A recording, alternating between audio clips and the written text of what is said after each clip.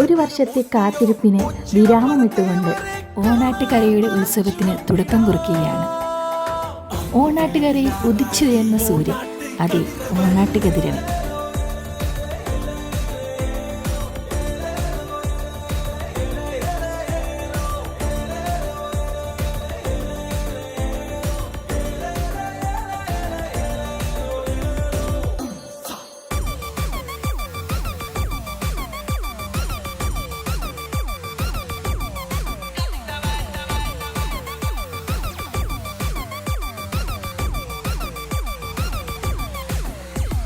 ചുവ ചുവക്കണ പട്ടു ചുറ്റി നീ ഒരുങ്ങിയില്ലേ, മുക്കുറ്റി ചേലമാല നീ